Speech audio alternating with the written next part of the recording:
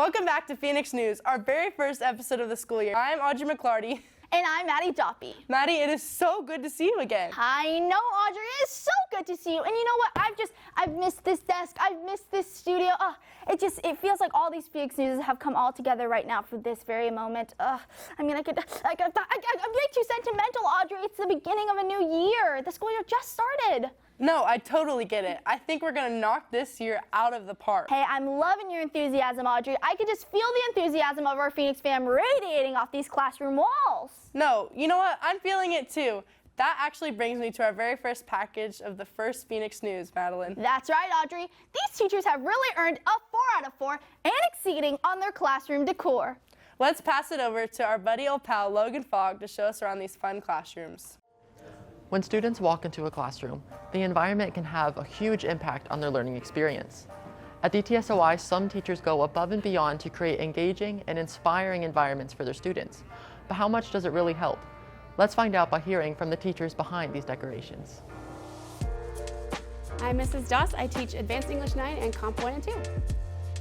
I really loved when I was in elementary school and all of the fun things my teachers would do for us and just celebrating holidays as a class and all those kinds of cutesy things. And I think that as students get older, we tend to lose a lot of that kind of fun joy of school. And so I just like to bring as much of that back as possible. So I chose decorations, obviously, that go along with the classroom, biology. I think that when students are blanketed in the content with the visuals, that it's going to help them relate.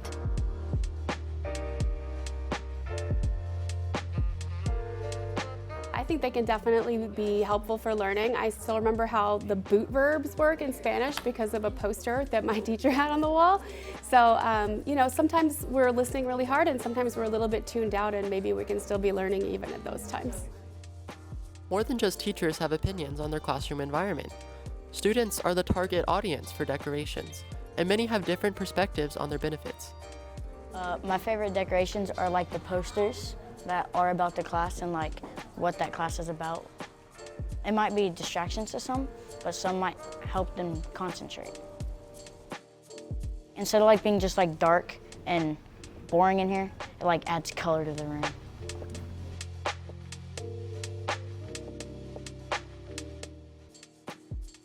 While some argue that classroom decorations are just for show, many students and teachers believe they make a real difference. Whether it's educational posters or themed displays, one thing is clear: when done right, effective decorations can turn a simple learning space into an inspiring one.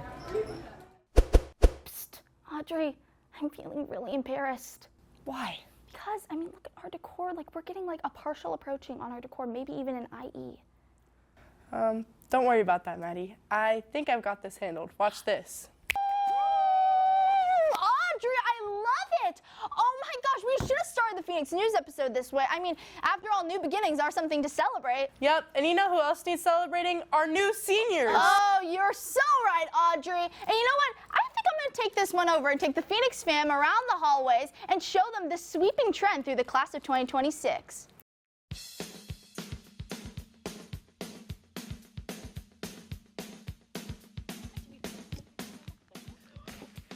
Phoenix fam viewers, it's so good to be back in the hallway. So good to see you. My name is Madeline Doppy. If you missed me over this summer, how was your guys' summer? I know mine was a pretty good summer. But it does feel good to be back in these halls, because after all, this is Audrey McClarty, my good friend. Audrey, I'm so glad you're here, because say hi to the Phoenix fan viewers. Hello, Phoenix fan viewers. Audrey, how was your summer? It was good, you know. Went skateboarding, did a whole bunch of random things, side hobbies, skydiving. Okay. Honestly, yes, I love that for you, Audrey. Audrey, I hope you had a good summer, and it sounds like you did. And you want to know what? I have to go film the new Phoenix News, and you clearly have to get to wherever you need to be. But it was good seeing you. Wait, your bag. I love Audrey, it. Okay, hold on.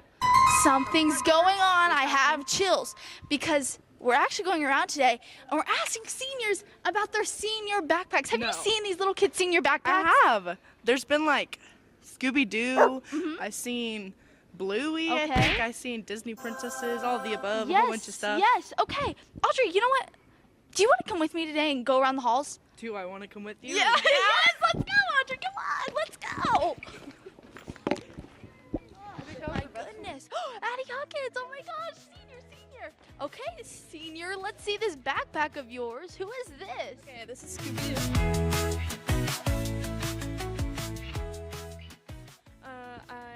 I gave him little heart stud earrings, and I went to Bath and Body Works, and I got him a little friend. I haven't named him yet, but he is scented crisp morning air. Oh, hold on. Drama. Ugh. Now I gotta take a break, guys. I'm already ready for summer break. This school is not for me. That's them out.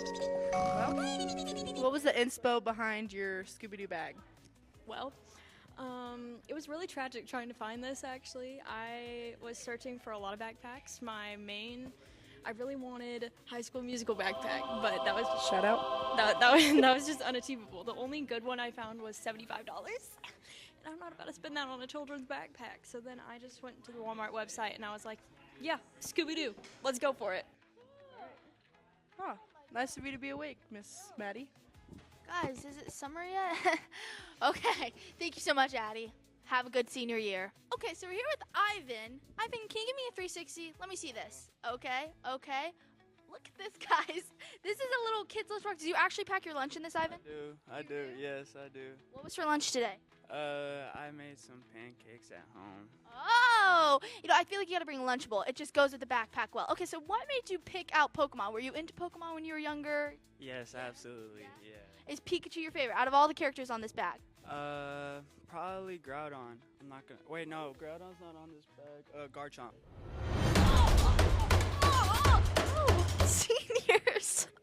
Seniors, oh my gosh. Wow, guys, hi, the whole gang's here. Okay, can we get a 360? Let's see these backpacks. Woo! Take a look at these backpacks. These are nice. Okay, so, all right, well, first, can I get all your names? Ava. Blake. Olivia. Okay, Ava, Blake, and Olivia. What was your inspiration for these backpacks? What were you thinking when you went into, I don't know, did you get these at Target? My grandma got this for me because of my little brother. Oh, okay. Well, what was your guys' inspiration? Why were you guys like, yes, I need a Stitch backpack. Yes, I need Lightning McQueen.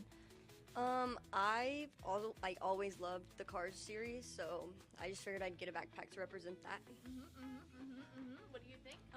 Teen Titans Go is always my childhood show, so I got it off Amazon. Off Amazon. Ooh! You got that. It has a little clip for the lunchbox that I do not have, and it has a little kind of like the things you can use for your Crocs, but for the Yeah, the jibs. Yes, okay. Well, originally I was gonna use my kindergarten Tinkerbell backpack, but I couldn't find it. And I love the ocean, so Moana suits ocean. And then I liked the colors, kind of like pastel-wise. And I mean, it's senior year. Why not if you can do things in kindergarten, why can't you do them in senior year? And it's kind of like reliving those childhood moments, because it's kind of like our last years as kids. Somewhat. Wow. Well, such wisdom upon these shoulders. This is great. This is great work. Weren't those backpacks inspirational? Thanks for taking me along. I'm already thinking of my senior debut. Maybe My Little Pony or even Bluey. Oh, well, I'm not sure yet what I'm gonna do. But, everyone in this school is always looking for some more time off. I know. Though we just got out of summer, it wouldn't hurt to start getting ready for the next school break, Labor Day. Everyone knows it's a holiday, but not many people know why. Let's hand it over to Fabian and his team to get us ready for Labor Day by reminding us of its meaning and significance.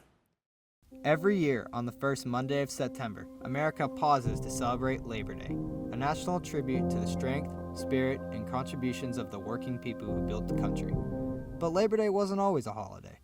It was born out of protest, struggle, and the fight for basic human dignity.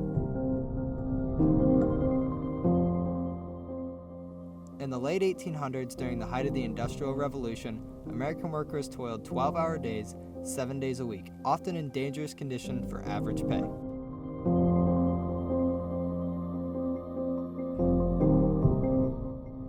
Children as young as 5 years old worked in mills, while factory workers fought simply to survive. By the 1880s, labor unions had begun to rise, organizing strikes and rallies to demand fair wages, shorter hours, and safer workplaces. On September 5th, 1882, over 10,000 workers in New York City marched from City Hall to Union Square in what became the first unofficial Labor Day parade. But it was tragedy that ultimately brought national recognition. In 1894, during the Pullman strike, a nationwide railroad boycott, federal troops were deployed. The violence left dozens dead. To ease tensions with labor, President Grover Cleveland signed Labor Day into law just days after the strike ended. Today, Labor Day honors more than the past. It celebrates the people who keep our world moving across every trade, every shift, and every generation. It's a day of rest, reflection, and respect, not for just what we do, but how far we've come. This is Labor Day, a celebration of the American worker, a reminder that progress is built with hands and strengthened by unity. Labor Day really is a treat after the stress of the first few weeks of school. You know what? I agree. And especially for our hardworking teachers. Yes, and you can't forget our administration team. You're so right, Audrey. And wait, that actually reminds me of something. Have you noticed there's a different ratio between bald principals here at this school compared to last year? Yes, now that Mr. Sennett's gone, isn't your dad? Well, you know, he's the only bald-bearded principal here at this school. Yes, I know. But regardless, this isn't about that old principal. What's his name? Is Mr. Doppy? Something like that. This is about our new assistant principal who stepped in after Mr. Sennett. You may have seen him around the halls, but if you haven't, you'll be able to meet him in this next segment. Let's hand it over to Chance and his team to introduce us to Mr. Tapey.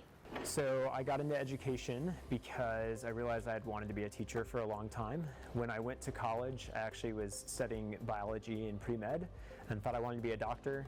And then pretty early on, I realized that what really got me excited and what I had always enjoyed doing was explaining things to people and getting them to understand something new.